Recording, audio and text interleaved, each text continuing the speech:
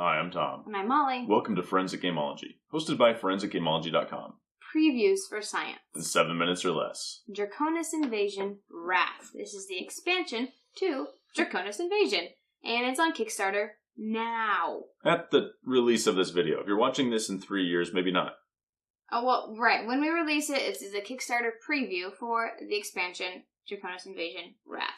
It adds a few things. So first, there are some more actions that you can take.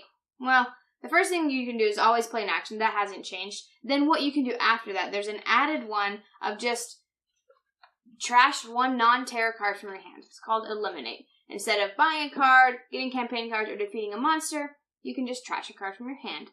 That's very nice.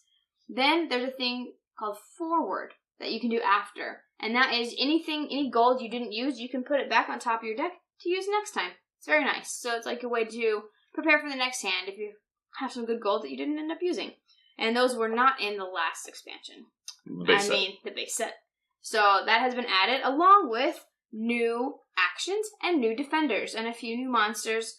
Well, probably more than a few. They also have stories, and that's where you find out how many monsters have been added. So we have a few of the stories here. They have up to 12. I believe that's what they said. And so you can read a little story and it tells you what to play with. So this one's called Chasing Demons. So I'm guessing there's going to be a lot of demon cards, monsters that you have to fight.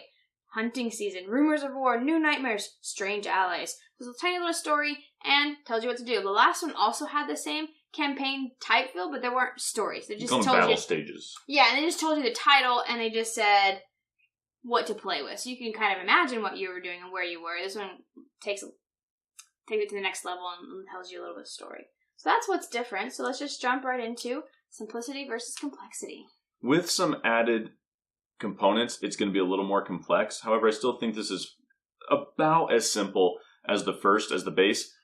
You can trash a card straight from your hand as your turn, but that's not overly complex.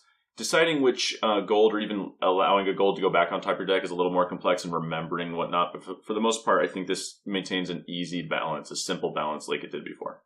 Yeah, it's a deck builder. Not much has changed in that aspect. You can just trash a card from your hand and put a gold on top. That is, as far as basics go, some of the cards do crazier things. There's more interaction, which we'll talk about, so that's a tiny bit more complicated.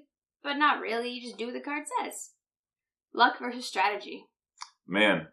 This one, because of all the interaction in it, where you can, just for instance, whenever you use a Ravager, it costs 0, but it hits for 5. It says, place this defender card in an opponent's discard pile. It's getting more strategic now. Because it was like we said in the last video, it is strategic. However, in this case now, I have to decide, who do I want to give this to help or hinder them? Could they use it, or would it just clog up their deck and they now need to spend more time trashing it when they would have trashed something else? And there are a lot of cards like that. So I think the strategic aspect of this game has gone up with the expansion. I would agree. I mean, I do agree. There are a lot more interactive cards. This one says it hits for 65 and you only have to pay 40 gold, which we haven't talked too much about the cards. This one hits for 35 and you have to pay 60 gold. So it hits for significantly more, for significantly less money you have to pay it. But the text says, choose another player. That player gains plus 6 cards to their hand. Who's losing?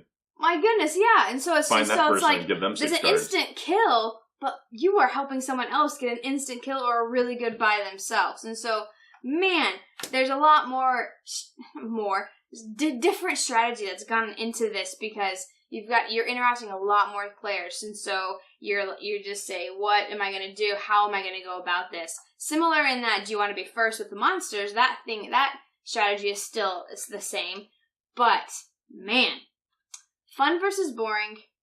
Did you have something to say before I said that? No. Fun versus boring. The fun in this game is the interaction. What they've added is super cool in that you just interact more with the players that you're playing with. You choose someone to trash a card from their hand, which could be good or bad. That happened to us in a game, and I was having to get rid of cards right and left. And so I just started keeping bad cards when I could trash them. And I didn't actually buy a trasher for myself because I thought, well, they're going to trash it for me. I don't want to start trashing good cards. I have to get rid of cards, and oh my goodness. It is a lot more interaction, and that is what they add in this game. They also add higher monsters, which is fun because it's just a challenge to be able to see if you can get up that high. because it's hard to have 2 of these big 30 guys and be able to pay 100 gold in the same turn. So it's hard. So that is fun to be able to try to figure out how to do as well, because these are higher than the other ones were. The added interaction in this game is excellent.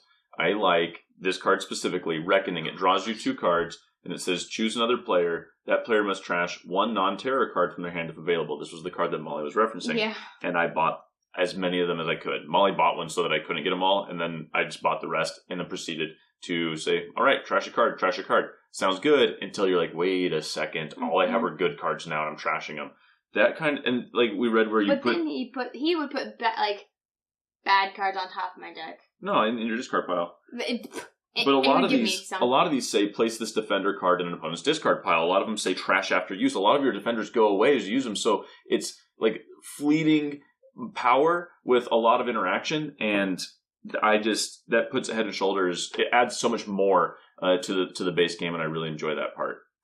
Yeah, I would agree. If you like deck builders and you like dungeon crawls, get this expansion, because it just adds more to it.